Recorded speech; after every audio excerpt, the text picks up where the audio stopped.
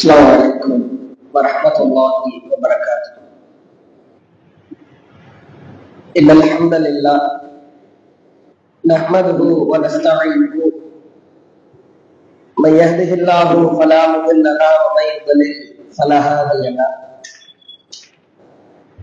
Wa ashhadu an la ilaha illallah wa anna Muhammadan abduhu wa rasuluhu amma ba'd.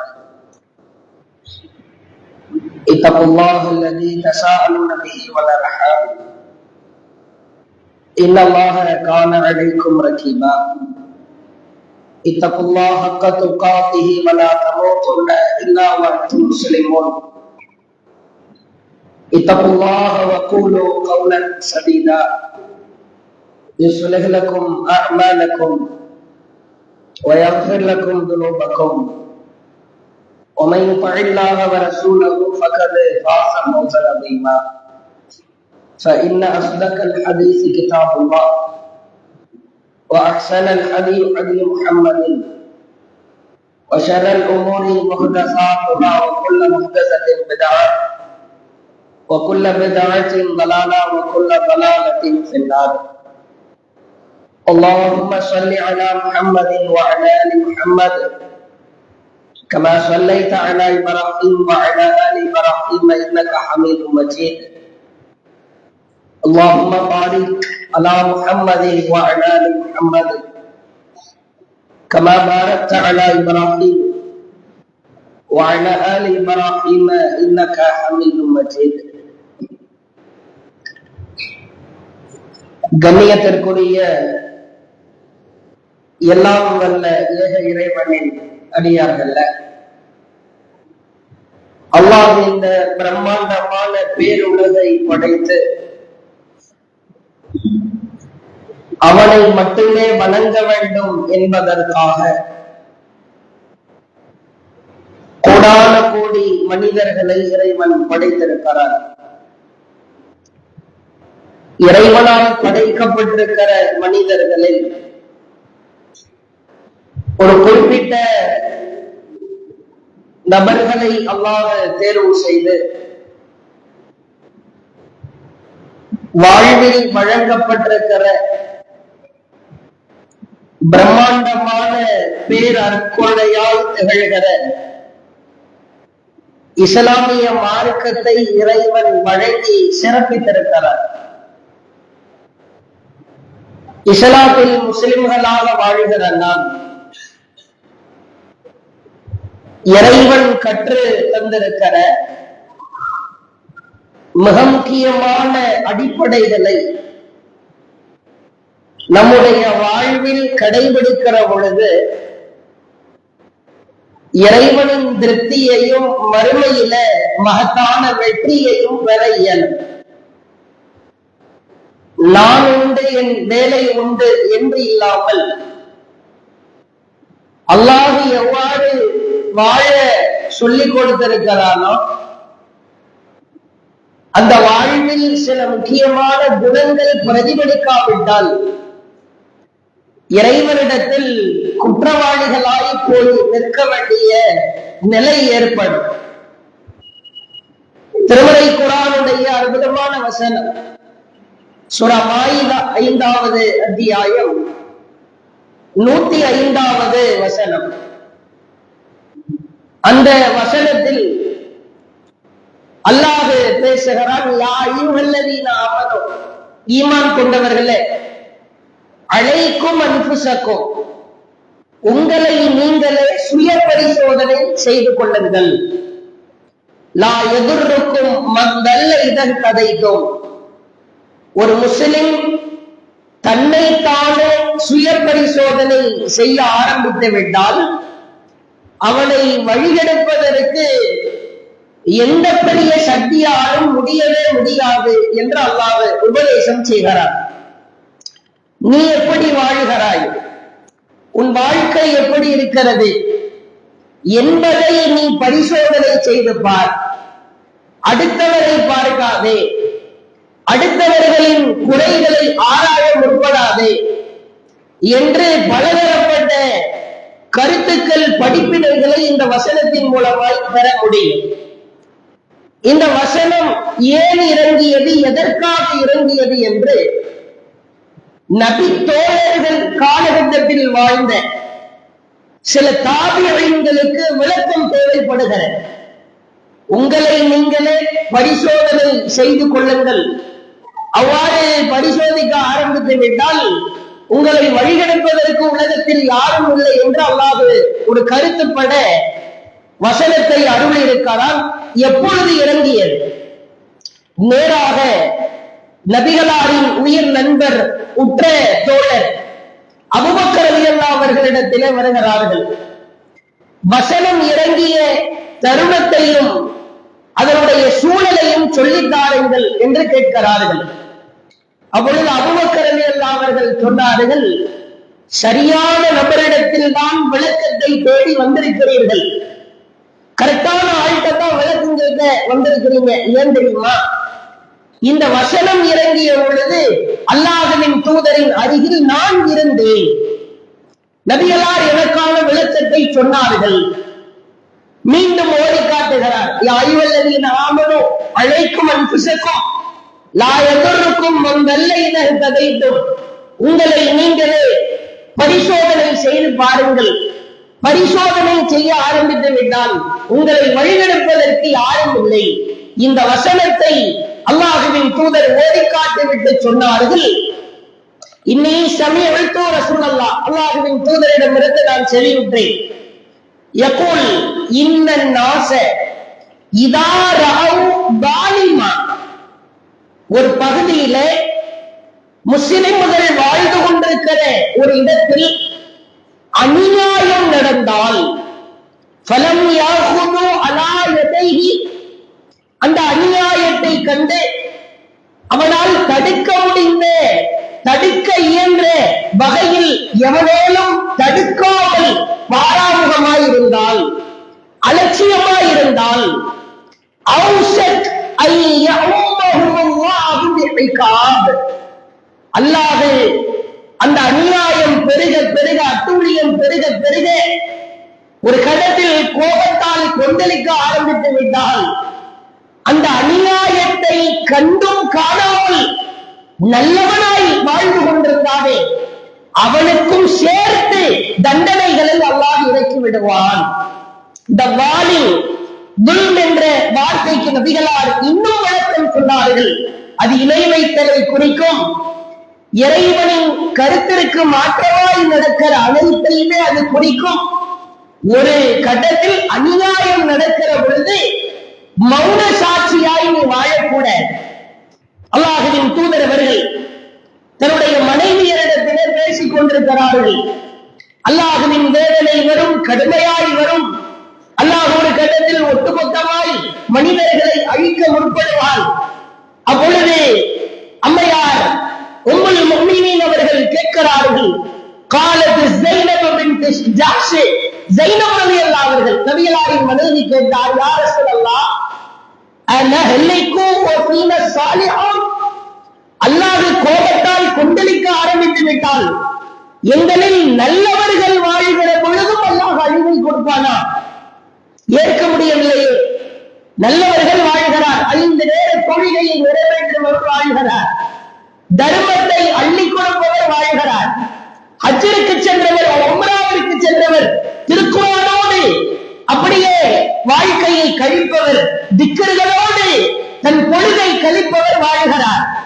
அல்லாஹ் கோபப்பட்டால் அனைவரையும் அழிப்பான் என்கிறீர்களே, நல்லவர்கள் அவர்களோடு இருப்பார்களே, அவர்களையும் சேர்த்து அழிப்பானா? அல்லாஹ்வின் தூதர் சொன்னார்கள், கால நஅம், ஆம், இதா கஸுரல் ஹபஸ், தீமை பெருகிவிட்டால் நல்லவர்கள் கெட்டவர்கள் என்று அல்லாஹ் பார்க்க மாட்டார். தீமை பெருகிவிட்டதா, அட்டூழியம் தலைதெறிக்க ஆரம்பித்து விட்டதா, நல்லவர்களையும் சேர்த்து அல்லாஹ் அழித்து விடுவான். பிறகு அவர்களின் ஈமானிற்கு தகுந்தார் போன்று எழுப்புகிற நேரத்தில் அல்லாஹ் முடிவெடுப்பான். ஆழமாய் புரிந்து கொள்ள வேண்டும். தமிழிலே இதை அறச்சீற்றம் என்பார்கள். அறம் தவறப்படுகிற பொழுது, நீதி குடியோண்டி புதைக்கப்படுகிற பொழுது, நியாயம் நெருப்பினால் சுட்டரிக்கப்படுகிற பொழுது அங்கே குரல் கொடுப்பதற்கு ஒரு நபர் வேண்டும். அது நம் வீடா இருக்கலாம், நம் தெருவா இருக்கலாம், நம் ஊரா இருக்கலாம், அல்லது உலகமா இருக்கலாம். நீங்கள் பார்க்கலாம், பொதுவாக மற்ற மதத்திலே இருப்பவர்களிடத்தில் இந்த அறச்சீற்றம் என்பது படுமோசமாய் போய்கொண்டிருந்தாலும் முஸ்லிம்களின் நிலையும் அப்படித்தான் இருக்கிறது. யார் என்ன செய்தால் என்ன, அறச்சீற்றம் குறைந்து வருகிறது. இறைவனுக்கு மாற்றமாய், இறை கருத்திற்கு மாற்றமாய் ஒரு காரியம் அரங்கேறுகிற பொழுது பொங்கி எழுகிற போர்க்குணத்தை அல்லாஹ் விரும்புகிறார். இது ஒவ்வொருவருக்குமான கடமை. வெறுமனே ஒரு ஜமாத்து அவர்கள் மட்டுமே நிர்வாக செட்டப்ல ஒரு தாவா செய்ய வேண்டும் அப்படி எல்லாம் கிடையாது. எந்த ஜமாத்தில் வேண்டுமானாலும் இருக்கலாம். நீ முஸ்லிம் என்று சொன்னால் அறம் தவறப்படுகிற பொழுது, நீதி தவறப்படுகிற பொழுது, நேர்மை குழி தோண்டி புதைக்கப்படுகிற பொழுது அங்கே நீ மௌன சாட்சியாய் வாழக்கூடாது. அப்படி வாழ்ந்தால் நீ வாழ்வதற்கு வாழாமலேயே இருக்கலாம். நீங்கள் பாருங்கள், கடந்த 2-3 நாட்களாக நாம் எல்லாம் முஸ்லிம்களாய் இந்தியாவில் வாழ்வது கேள்விக்குறியாய் இருந்தது. உண்மையில் தமிழகத்தில் நாம் இனிமேல் நம் வாழ்க்கை பயணத்தை கழிக்க முடியுமா? என்று யோசிக்கிற அளவிற்கு அறம் குழி நோண்டி புதைக்கப்படுவதை பார்க்கிறோம். மதுரையிலே திருப்பரங்குன்றம் என்ற ஒரு பகுதி, முருகனுடைய அறுபடை வீடு என்பார்கள். அது தனியா இருக்கிறது. 600 ஆண்டு காலமாய் சுல்தானும் ஆட்சி காலத்தில் இருந்து சிக்கந்தர் தர்கா என்று ஒன்று தனியாக இருக்கிறது. அது ஒரு புறம் இருக்கிறது, இது மற்றொரு புறம் இருக்கிறது. இரண்டும் நடந்து செல்கிற வழி ஒன்று, அவ்வளவுதான். 600 ஆண்டு காலமாய் தர்காவிலே அவர்களுடைய நம்பிக்கைப்படி இந்த இடத்தில் இஸ்லாம் தர்காவை இருக்கிறது. தர்காவை இஸ்லாமிய மார்க்கம் ஆதரிக்கவில்லை. அதுவெல்லாம் சரி, ப்ராப்பர்ட்டி, இடம்தான் பிரச்சனை. ஒரு முஸ்லிமுக்கு சொந்தமான இடம், அதுதான் பிரச்சனை.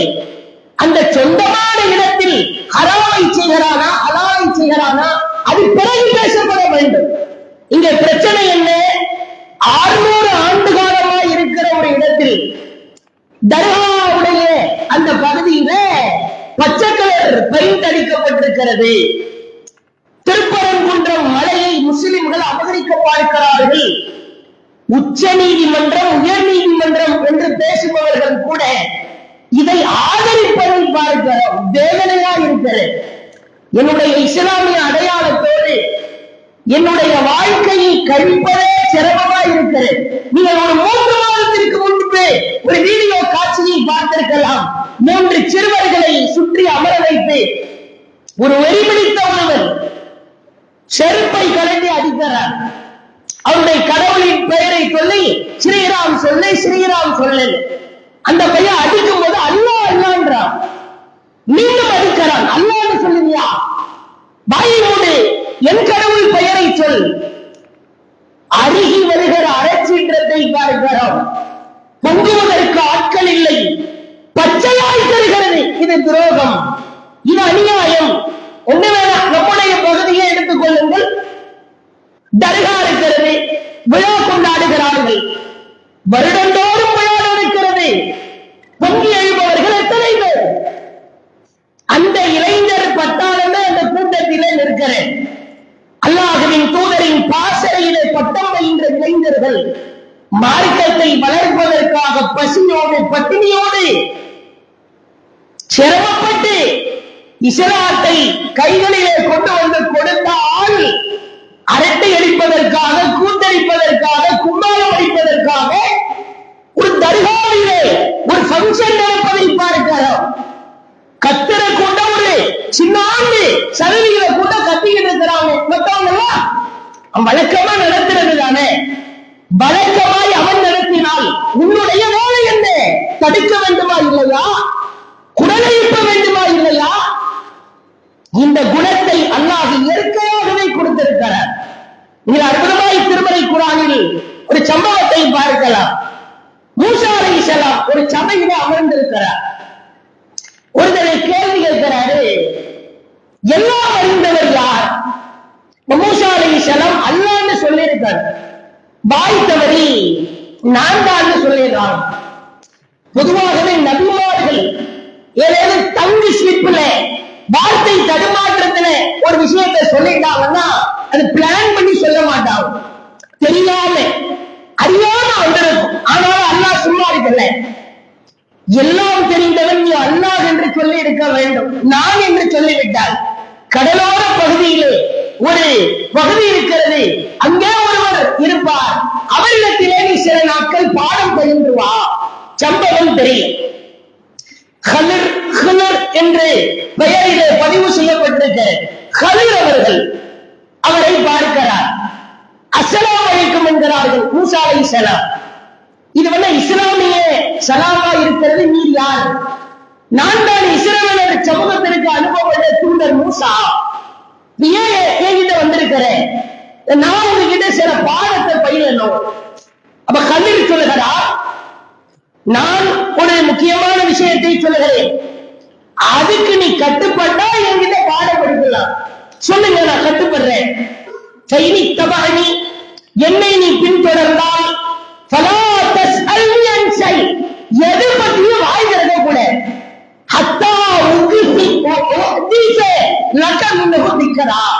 நானா அந்த விஷயத்தை உங்ககிட்ட சொல்ற வரைக்கும் நீ வாய் திறக்க கூட. வாய் திறந்தா உனக்கு எனக்குமான நட்புறவு கட்டாயிரம் நீ பிரிஞ்சு போயிட வேண்டியதான்.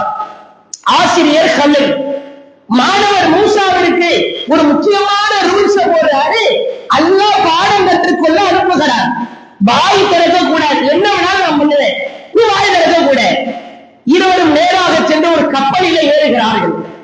ஏறியவுடன் கப்பலின் ஓரத்தில் கலில் அவர்கள் ஒரு ஓட்டை ஒன்றை போடுகிறார். இப்ப மூசா அலைஹிஸ்ஸலாமுக்கு பார்த்துட்டு சும்மா இருக்க முடியல. அகரத்தலி துகுடிக்க அகலகா லக்கதி அத்தை செய்யணும்ன்றா, என்ன காரியம் பண்ணீங்க, நம்மள எல்லாம் மூழ்கடிக்கவா ஓட்ட போறீங்க? இப்ப ஆசிரியர் கேட்கிறார், இன்னக்கல்லன் தஸ்ததிஅ மஅய்ய ஸப்ரா, என் கூட வந்தா உன்னால பொறுமையா இருக்க முடியாதுன்னு சொன்னேன்ல, நானா சொன்ன வரைக்கும் வாய் திறக்க கூடாதுன்னு சொன்னேன்ல, ஆமா சொன்னீங்க, இன்னும் வாய் திறக்க மாட்டேன். மீண்டும் அழைத்து செல்கிறார். ஒரு இளைஞன் ஒருவன் விளையாடி கொண்டிருக்கிறான். அவனுடைய கழுத்தை அறுத்து கத்ல் செய்து விடுகிறார், கொலை செய்து விடுகிறார். பொங்கர தாங்க முடியல. அகதல்த நஃப்ஸன் ஸகியத்தன் பிகைரி நஃப்ஸின் லகத் ஜஅத ஷையன் நுக்ரா, அப்பாவி ஒரு பையனை போய் கொன்னுட்டீங்க, நீங்க மனுஷன மோசமான காரியம் பண்ணீங்க. ஆசிரியர் கேட்கிறார், நான் அப்பவே சொன்னேனா இல்லையா, நான் ஒரு விஷயத்தை செஞ்சா வாய் திறக்க கூட, உன்னால பொறுமையா இருக்க முடியாதுன்னு சொன்னேன்ல, டென்ஷன் ஆயி இன்னுமா வாய் திறந்தா அதுதான் உனக்கு எனக்குமான இறுதி பிரிவு. ஒரு சுவர் அது விழப்போகிற கண்டிஷன்ல இருக்கிறது. அந்த சுவரை தாங்கி பிடிக்கிறான். அந்த மக்கள்கிட்ட சாப்பாடு கேட்டாங்க, அவங்க கொடுக்கல. மூசா கேட்கிறாரு, அவங்கதான் சோறு தரலையே, சாப்பாடு தரலையே பசிக்கு, அவன் சோறு எழுந்தா என்ன விழுந்தா என்ன, அதை போய் பிடிச்சுக்கிட்டு இருக்கிறீங்க. மூசா சொன்னார், உன்னால் என்னோடு வருவதற்கு பொறுமையாக இருக்க முடியாதுன்னு சொன்னதானே, இதுதான் உனக்கும் எனக்குமான இறுதி பிரிவு. பிறகு மூணுக்கு விளக்கம் சொல்றேன். நல்ல கப்பலா இருந்தா ஊர்ல இருக்கிற அயோக்கிய அரசன் ஒருவன் அதை அபகரித்து விடுவான், அதனால் தான் ஓட்டை போட்டேன். இந்த இளைஞன் அந்த பெற்றோர்களை, அவன் பெற்றெடுத்த பெற்றோர்களை நரகத்திலே தள்ள பாடுபட்டான், அதனால் அவனை கொல்ல வேண்டும் என்பது என் இறைவனின் கட்டளை, அதனால் கொன்றேன். இந்த சுவருக்கு கீழே புதையல் ஒன்று இருக்கிறது, அது அனாதை சிறுவர்களுக்குரியது, அதனால் நான் பாதுகாத்தேன். நபிகளார் சொன்னார்கள், மூசா பொறுமையா இருந்திருந்தால் கலில் அவர்களிடம் இருந்து இன்னும் நூற்றுக்கணக்கான பாடங்களை நாம் கற்றுக்கலாம். விஷயம் என்ன, நீ வாய் திறக்க கூடாதுன்றது ரூல்ஸ். நீ ஒரு காரியம் பண்ணும் போது ரூல்ஸ் எல்லாம் எனக்கு மத்தியில இருக்க, அநியாயமா அத்தூரியமா நான் வாய் திறப்பேன். நம்மள அந்த வாய் இந்த தர்காவுக்கு எதிராக நீங்க வாயே திறக்க கூடாது அப்படின்னா நான் சும்மாவே வாய் திறக்க மாட்டேன். நீங்க ரூல்ஸ் எல்லாம் போட்டுட்டீங்க, இன்னும் நான் வாயா திறப்பேன், மண்ணு மையத்தாயிருவோம். வாய் திறக்க கூடாது என்று சொன்னதற்கு பிறகும் கூட அது மணலில இல்லை, மைண்ட்ல அது இல்லை. நீ ஒரு அநியாயம் செய்தால் அவர் பார்வையில் அது அநியாயம். இயற்கையாகவே இந்த குணத்தை அல்லாஹ் வைத்திருக்கிறார். இதை பார்க்கலாம் திருமறை குர்ஆனில் அற்புதமான வசனம். மூசா அலைஹிஸ்ஸலாம் அவர்களை கொல்வதற்காக ஃபிரௌன் ஒரு பிளான் ஒன்றை, திட்டம் ஒன்றை தீட்டுகிறார். திருமறை குர்ஆனில் நீங்கள் வாசித்து பார்க்கலாம். 40வது அத்தியாயம் 20வது வசனத்திலிருந்து படித்து பாரு. அறச்சீற்றம் என்பது எவ்வளவு முக்கியமானது என்பதற்கான சான்று. 40வது அத்தியாயத்திலே 20வது வசனத்தில் அல்லாஹ் பேசுகிறார். ஃபிரௌன் தன்னுடைய வேலையாட்கள், குடும்பத்தார் அனைவரையும் அழைக்கிறார். ஒன்று உண்ட கூட்டமே இருக்கிறது. மஜ்லிஸ் கெட்ட சபை, கேடுகட்ட சபை, அடியாட்கள், ரவுடிஷோ, சொந்த பந்த உறவினர் எல்லாரும் இருக்கிறார்கள். ஃபிரௌன் சொல்கிறான், கால ஃபிரௌன் ذروني اقتل موسى وليدعو ربه. நீங்க என்ன விட்டுருங்க, எல்லாரு கிட்டையும் நான் ஒரு பொறுப்பை கொடுத்தேன், மூசாவை கொல்லணும்னு. நீங்க யாருமே கொல்ற மாதிரி தெரியல, விட்டுருங்க, இன்னும் நானே கொன்னுறேன். அவர் தன்னுடைய இறைவனை அழைக்கட்டும் சொல்லிவிட்டு சொல்லுகிறார். ஏன் அவரை கொல்ல போற தெரியுமா? உங்களை எல்லாம் மார்க்கத்தை நாம் வாழுகிற மார்க்கத்தை விட்டு அவர் மார்க்கத்திற்கு தாவா செய்து மாற்றி விடுவாரோ என்கிற அச்சம்தான். தாவா செஞ்சு உங்களை எல்லாம் சேஞ்ச் பண்ணிடுவாரோ, நேர்வழிக்கு அழைத்து விடுவாரோ என்ற பயம். உடனே சற்றும் எதிர்பார்க்கிறாங்க. அப்படியே ஆச்சரியத்தால் உடைந்து நிற்கிற ஒரு சம்பவம் நடக்கிறது. அப்படியே கூட்டம் குழுமி நிற்கிறது. கூட்டத்தில் இருந்து ஒரு நெருப்பு போய் கிளம்புகிறது. அல்லாஹ்வே அவர் பற்றி சிலாகித்து சொல்கிறான்.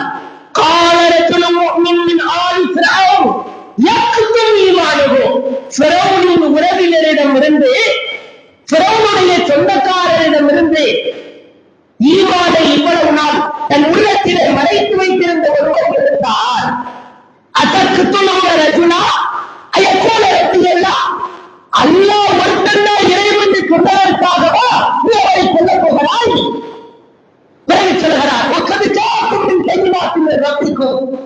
உன் இறைவனிடமிருந்து அவர் சான்றை கொண்டு வந்திருக்கிறாரே. ஃபிரௌன் தான் இறைவன் அவர் வெளித்தரமாக இருக்கிறார். அவருக்கு எப்படி பதில் சொல்றாரு பாரு. ஓ இறைவன்கிட்ட இருந்து மூசா சான்றை கொண்டு வந்திருக்கிறாரு, அது உன் கண்ணுக்கு தெரியலையா? முடிஞ்சா சான்று ஆதாரத்தை நிரூபிச்சு காட்டுறா. விளவெடுத்து போகிறான். எங்கேயா இருந்த இவ்வளவு நாளா? என் கூட்டத்தில் ஒரு ஆளாக இருந்து திடீர்னு குரல் போகிறாயே, ஒரு லிமிட் தான்.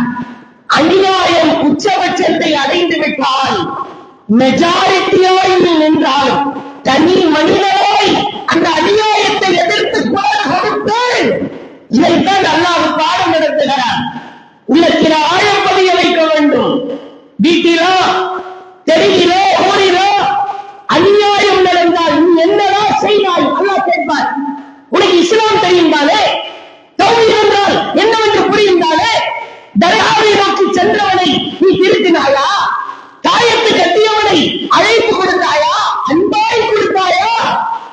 வரதட்சணை திருமணம், ஆடம்பர திருமணம், ஏமாற்று வேலைகள், மோசடி, போய் போல அவரோடு என்ற ஒரு சமூகம் ஒரு காரியத்தை செய்கிற பொழுது நீ என்ன செய்தால்? வீட்டிலிருந்து ஆரம்பியுங்கள்.